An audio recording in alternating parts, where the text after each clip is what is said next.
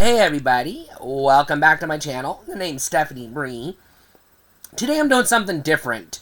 I don't know if this video is going to get away from me and go super long, or if I'm going to breeze through it and make it, relatively manageable, 20-30 minutes. So hopefully if you clicked on it, you're at least aware of the runtime, because I will not be. My cat is coming up to say hello. Hello, kitty. This is my retro PC collecting move cat.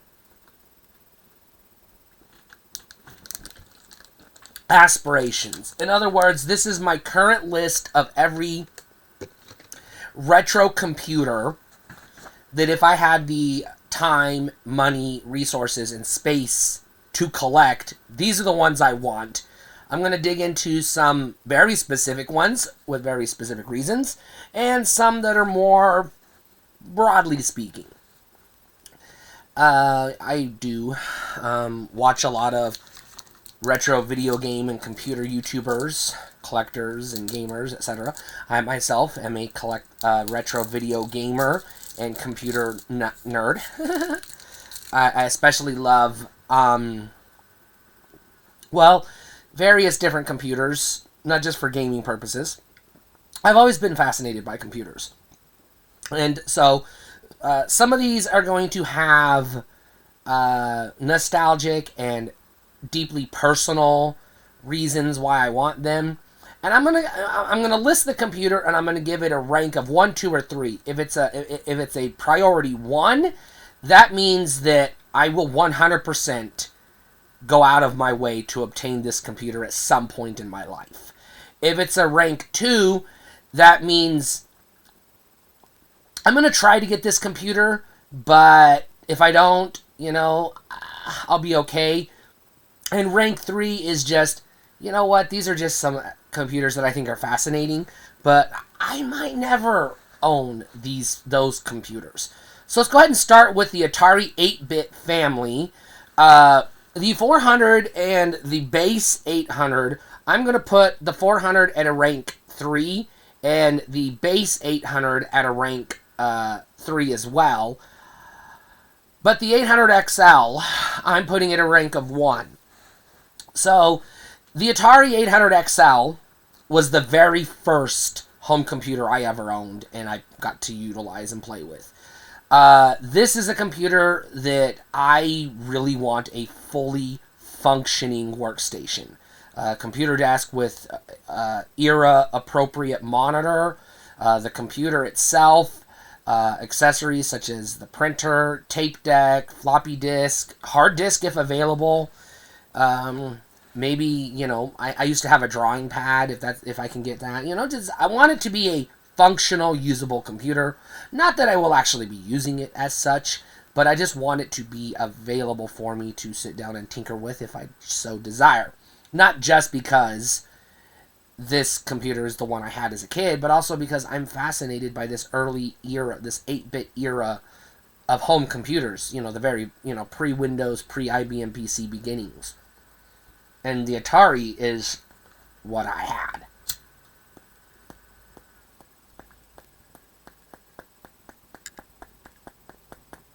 All other 8-bit Atari computers they don't even register. I'm not giving them a rank. So if I don't give it a rank, it just means I have no interest in it. Like, even if I won the lottery and I had like a ginormous mansion to put computers in, I wouldn't buy those. Then there's the Atari ST.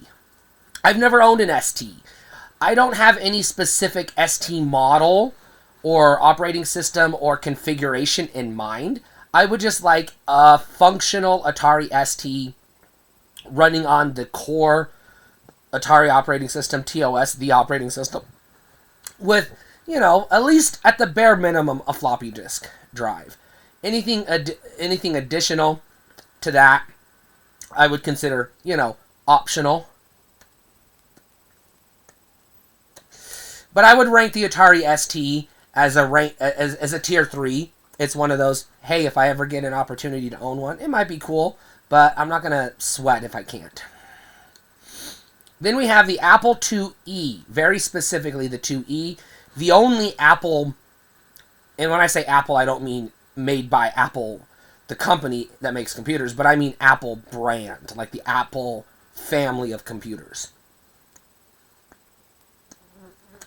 The Apple IIe is the only one I have any interest in. I did not own a 2E when I was a kid, but my cousin did, so I got to play with her computer quite a bit. And this one is a priority too. You know, if I can get an opportunity to buy one, I will. But this is not like one that I'm going to go out of my way to get. But you know, it's one I would like to get. The Macintosh. Now, I'm not going to specify which model of Macintosh, but one of the... I would like to get an early. I'd say at least, I'll put it this way, an 80s model Macintosh. But I'm putting this at tier 3. It's one of those, oh, okay, if I ever come across one, you know, maybe I'll pick it up. But it's not one I'm going to go out of my way to look for or try to seek out. And I know that's very similar to tier 2, but tier 2s are more, like, have a higher priority to me. Like, I won't act, you know, I'll seek out tier 1s first. Tier 2s are kind of, once I have all my tier 1s, then I'll consider the tier 2s. Tier 3s are just kind of, yeah, if I'm walking down the shops at, like, a flea market or, you know, some kind of Comic-Con or gaming convention and somebody's selling one and I got the spare money, maybe I'll pick it up. But I'm not going to go looking for it.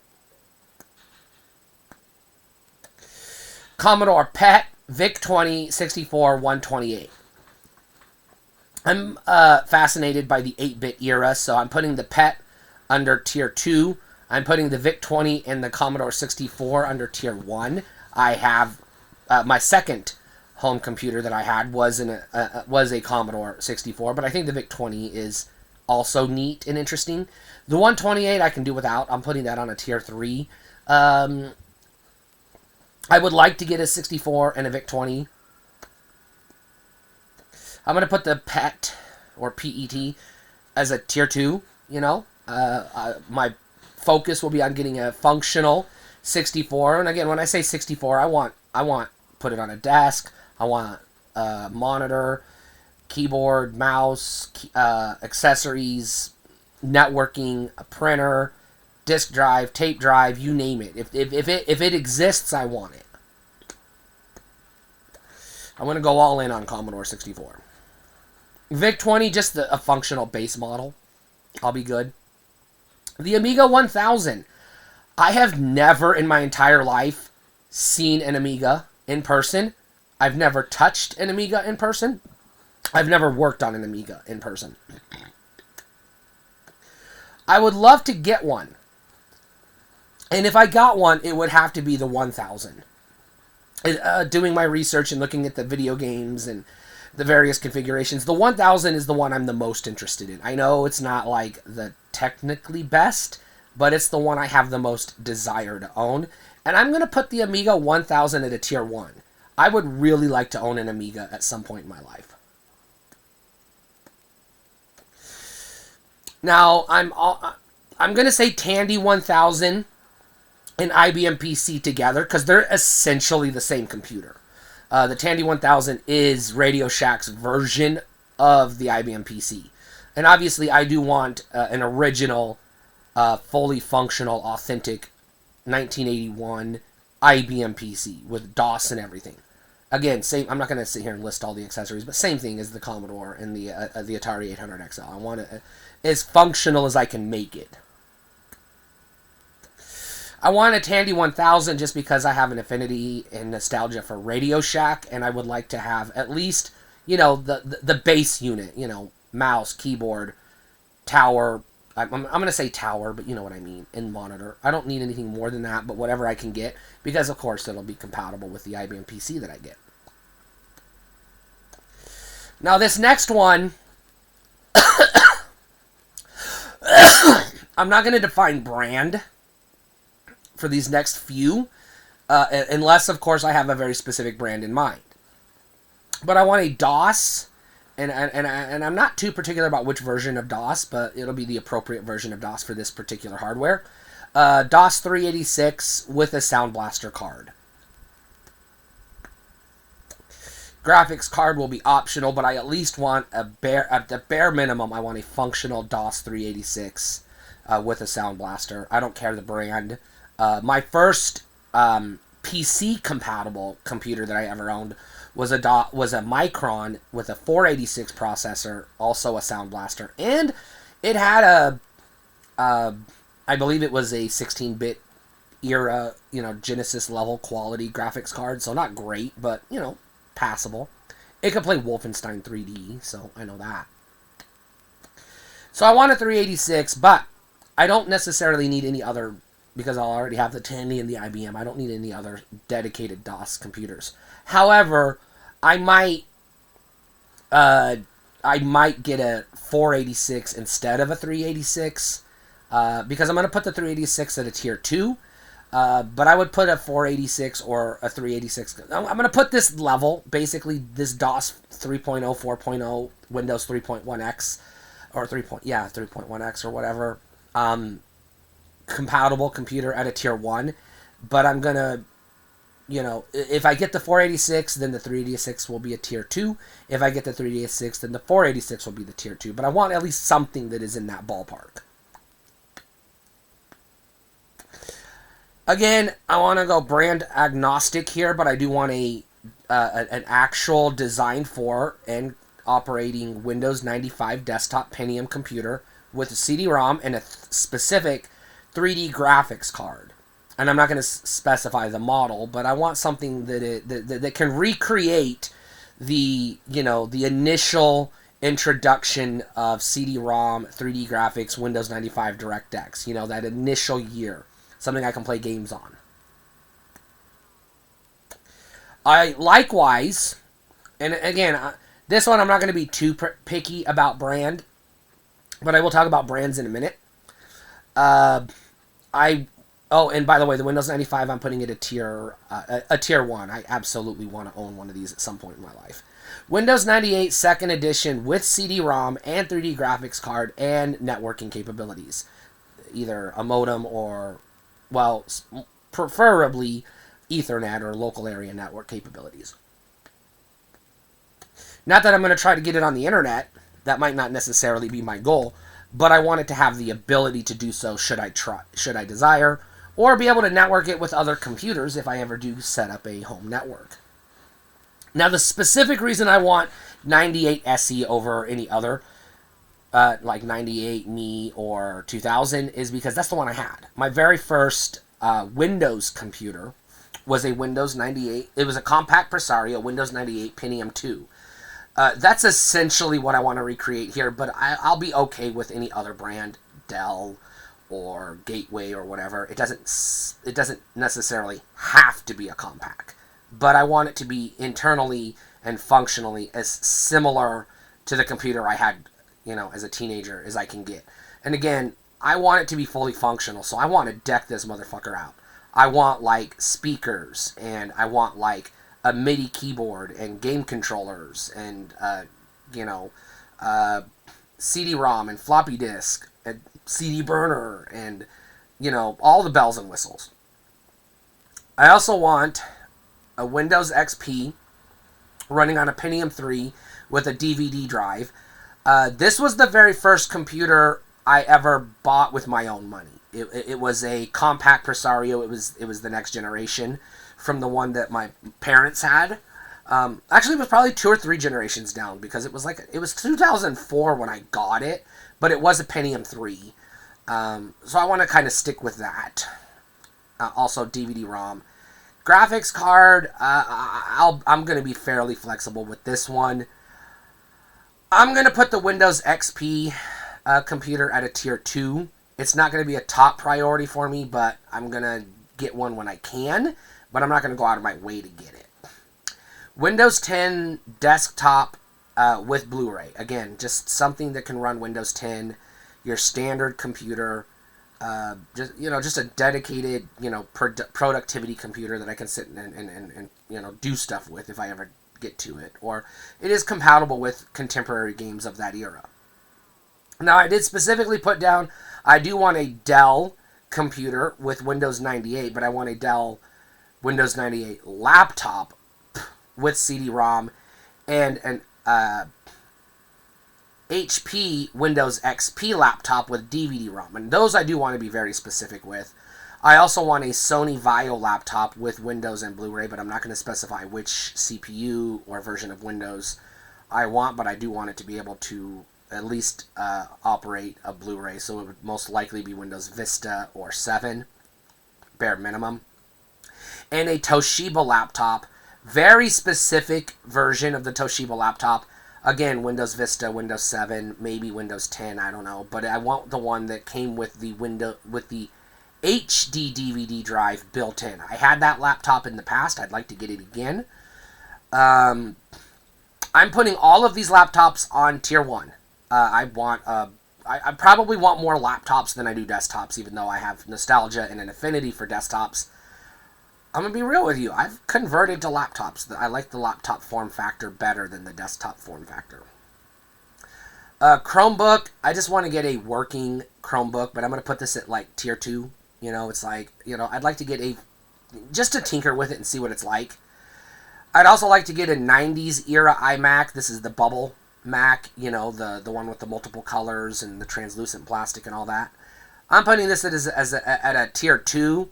It's like, I'll try to get one, but I'm not going to go out of my way to get one. And I'd like to get a relatively modern, as in 2004 on, but not like new, Mac OS X. Something that can run Mac OS. I just put OS X, but I don't know the different versions of Mac, so I just say Mac OS. Something later than later or newer than the year 2004. So not like an incredibly new Mac, but something from that era. And also a MacBook. I would put that also as I'd put the MacBook at a tier 2 and the Mac desktop at a tier 3. I also have the Atari Falcon is a computer I have an interest in. Again, I'm not going to specify which model of the Falcon I want, but it's specifically, I want a Falcon just because of the historical significance. It was the last computer that Atari, or computer line, that Atari manufactured before they got out of basically went out of business, essentially, and just became a stack of legal papers that other companies have shuffled around. But it was the last product that they actually manufactured themselves that is an actual dedicated computer, and I would like to get one. Now, I put on here a DOS compatible CGA with PC speaker. That's a tier 3. And a DOS 486 with Sound Blaster, like I said, I'm going to rank that as a tier 1 or 2, depending on which one I get first. If I get the 486 first, then that's the one. And the 386 is the tier. I've already mentioned all this, so yeah. But I did specifically put it on the list because it is a actual computer I want. Now, brands. I'm willing to buy off brands in almost any of these cases, except for the ones where I specified brand, like Atari, Apple, Dell, HP, etc. When there was a Sony one in there and a Toshiba one in there. I'm more willing to buy desktops or laptops from Dell, HP, Gateway, Hewlett Packard, IBM, Micron. Those are the companies that I would lean towards the most. But again, I'm not going to be all that too particular. And this video ran shorter than I thought it would. I thought I would spend more time on these. So I'm just going to wrap this up by saying essentially what I'm trying to do here is threefold. Number one, recreate my childhood, obviously. To reacquire either the computers I grew up with and owned or used in my house, or as close to the ones I used in school as I could get. Because I just, it's nostalgia, you know what I mean? Also, I'm fascinated by computer history and technology and all those types of things. I have already taken lessons in basic programming. I did that on my own, but also in school.